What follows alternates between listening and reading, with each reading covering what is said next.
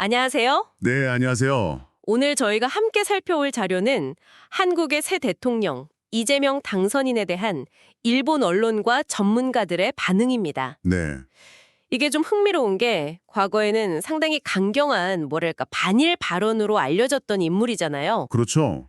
이미지가 아주 강했죠. 그런데 최근에는 일본과의 관계 개선을 강하게 시사하고 있다는 거. 음. 일본에서는 이 갑작스러운 변화를 대체 어떻게 보고 있을까요? 네, 그게 핵심인 것 같습니다.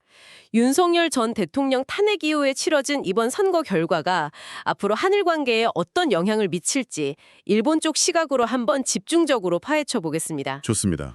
무엇보다 일본 언론이 딱 주목하는 건요. 이재명 대통령의 과거와 현재 사이에 그 뚜렷한 온도차입니다. 네, 온도차. 과거 발언들 보면 정말 강경했죠. 일본을 적성 국가라고 지칭한다거나 맞아요. 후쿠시마 오염수 방류 때는 단식 투쟁까지 벌였었고요. 그랬었죠.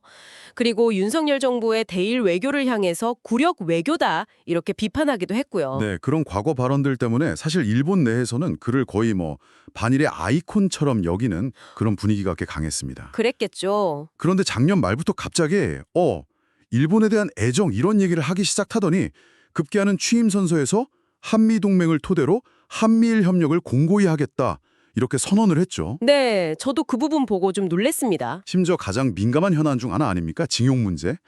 여기에 대해서도 윤석열 정부의 해법, 그러니까 그 제3자 변제안이죠. 네, 제3자 변제안. 이걸 사실상 계승하겠다는 뜻까지 내비쳤어요. 허허, 정말 큰 변화인데요. 일본 언론들은 이런 태도 변화에 뭐라고 하나요? 의외다? 이런 반응인가요? 네, 주로 의외다 아니면 좀 당혹스럽다 이런 음. 반응들이 많이 보입니다. 그럴만도 하네요. 대체 어떤 배경이 있길래 이런 극적인 전환이 나타난 걸까요? 일본 전문가들은 어떻게 분석하고 있습니까? 단순히 한 가지 이유만은 아니라고 보고 있습니다. 복합적인데요.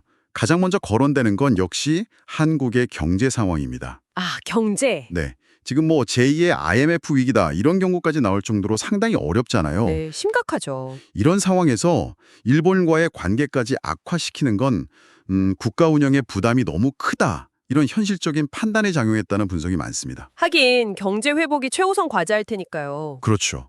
그 경제적인 현실 인식과 더불어서 일본 전문가들이 또 주목하는 다른 축은 바로 한국 내 여론의 변화입니다. 아, 여론이요? 네. 특히 젊은 층을 중심으로 일본 여행이라든지 일본 문화에 대한 거부감이 예전보다 적고 또 정치적인 이유로 반일 감정을 너무 자극하는 것에 대해서 좀 피로감을 느낀다. 이런 시각들이 있어요. 하긴 요즘 젊은 세대들은 좀 다른 것 같기도 해요. 네. 역사 문제도 중요하지만 당장 먹고 사는 문제, 경제나 고용 안정이 더 중요하다. 이런 인식이 커졌다는 거죠. 그렇군요. 이런 분위기 속에서 과거처럼 너무 강경 노선만 고집하다가는 특히 중도층 지지를 잃을 수도 있다. 이런 계산도 깔려 있을 수 있다는 분석입니다. 일리가 있네요. 그리고 또 안보 문제도 빼놓을 수는 없겠죠. 물론입니다. 북한 위협은 계속되고 있고 또 미중 경쟁 구도 속에서 한미일 삼각협력의 필요성. 이거는 이재명 정부로서도 외면하기 어려운 현실이니까요. 그렇죠. 그리고 이 협력 틀을 제대로 유지하려면 일본과의 안정적인 관계가 필수적이고요. 네. 하지만 이런 현실적인 이유들을 다 인정한다고 해도 일본 내에서는 과연 이 변화가 진심일까 하는 의구심이 여전히 강하다고요. 네, 상당히 강합니다. 일부 분석가들은 이재명 대통령의 현재 스탠스가 지지율 같은 국내 정치 상황에 따라서 언제든 다시 과거의 그 강경 노선으로 돌아설 수 있는 일종의 전략적 봉인 상태일 뿐이다. 이렇게 보기도 해요. 아, 전략적 봉인이라. 워낙 과거 발언의 이미지가 강렬했기 때문에 지금 보여주는 이런 실용주의적인 태도가 그냥 단기적인 제스처인지 아니면 정말 근본적인 변화인지 계속 지켜봐야 한다는 신중론이 우세합니다. 그럴 수도 있겠네요. 실제로 G7 정상회의 초청 관련된 보도만 봐도요.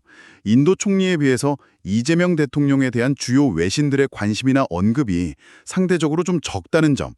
이런 걸 지적하면서 국제사회 역시 일단은 지켜보자는 분위기다. 이런 해석도 나오고 있습니다. 그렇군요.